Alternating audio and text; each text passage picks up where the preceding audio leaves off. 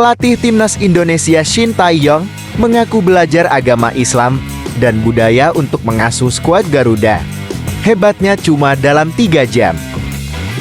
Siapa tak mengenal pelatih timnas Indonesia, Shin Tae-yong? Shin Tae-yong mengaku harus belajar agama Islam dan budaya Indonesia untuk anak-anaknya. Hal ini dia ceritakan saat diwawancara salah satu media Korea. Shin Tae-yong mengenang saat dirinya pertama kali datang pada tahun 2019 lalu. Ketika itu, Shin Tae-yong merasa asing dengan budaya dan kebiasaan pemain-pemain Indonesia dalam menjalankan ibadahnya. Dan bukan hanya agama Islam, Shin Tae-yong juga mempelajari budaya Indonesia. Saat saya baru datang, saya berusaha untuk memahami budaya Islam. Bahkan ada seorang dokter beragama Islam di Jakarta, saya pun mengundangnya untuk mendengar budaya Islam selama sekitar 3 jam, ungkap Shin Tae-yong kepada media Korea. Dengan mempelajari budaya Indonesia dan agama Islam, Shin Tae-yong pun merasa mulai memahami dan sadar kalau jam latihan akan disesuaikan dengan waktu ibadah. Sehingga, timnas Indonesia pun tetap bisa berlatih secara maksimal tanpa harus kehilangan ibadah syalat, tegas Shin Tae-yong. Saya berjanji kepada staf pelatih dan atlet lokal agar menghormati waktu beribadah mereka, Shin Tae-yong menambahkan.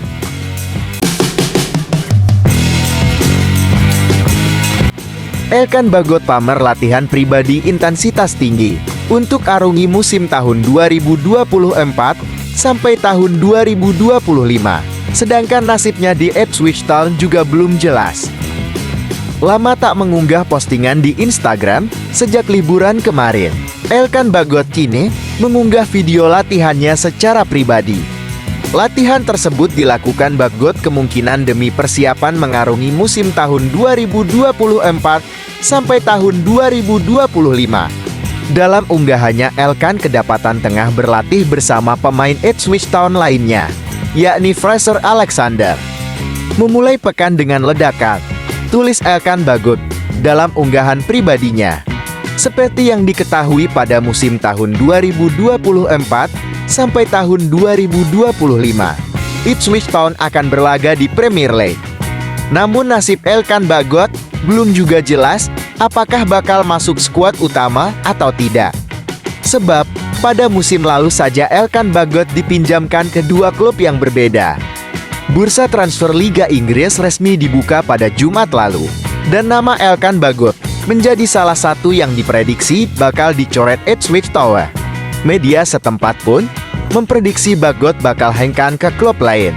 Hal ini dikarenakan Bagot juga hanya menyisakan 1 tahun kontrak di Ipswich Town. Dan inilah waktu yang tepat bagi Ipswich Town menjual Bagot dengan harga terbaik, atau skenario lebih baiknya, Elkan Bagot akan dipinjamkan lagi ke klub lain, sama halnya seperti dalam 2 tahun terakhir. Selain itu, andai Elkan Bagot tidak hengkang ke klub lain, maka ia hanya akan jadi bek tengah pilihan kelima di Ipswich Town. Kita tahu 4 bek tengah utama Ipswich saat ini adalah Luke Wolfenden, Cameron Burgess, Axel Tuanzebe, dan George Edmundson. Maka dipastikan peluang Elkan Bagot untuk tembus di skuad utama akan sangat sulit. Masih banyak waktu untuk Elkan Bagot menentukan nasibnya, mengingat bursa transfer musim panas yang dibuka sangat panjang, yakni hingga 2 September tahun 2024 mendatang.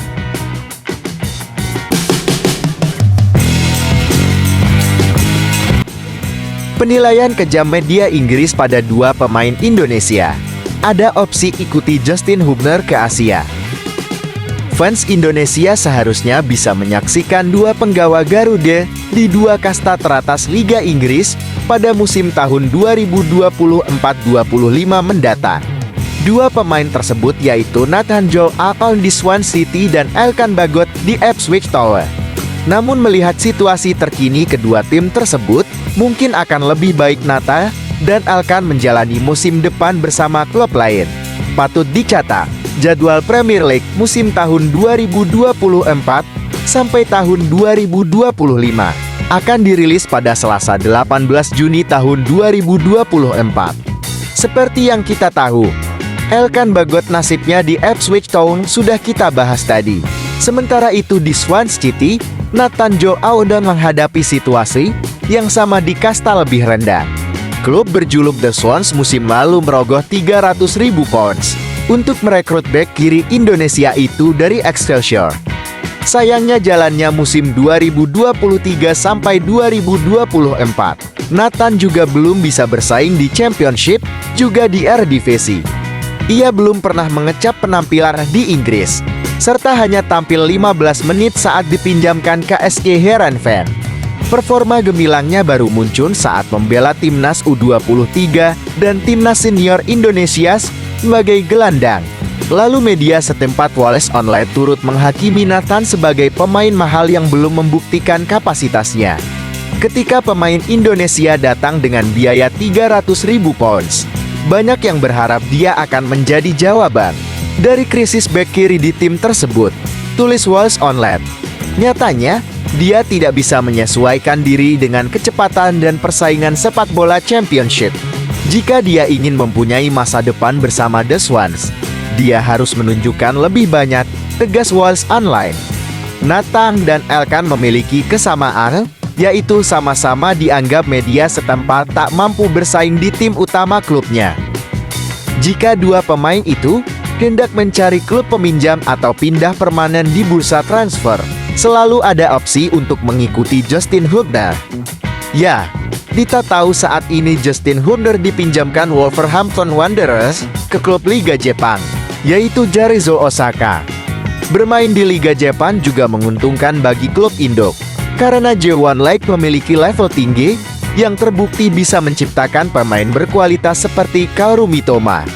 Opsi itu juga menguntungkan timnas Indonesia, karena jarak yang tak terlalu jauh ketika panggilan membela negara. Itulah pemberitaan media Inggris tentang dua pemain Indonesia kita saat ini.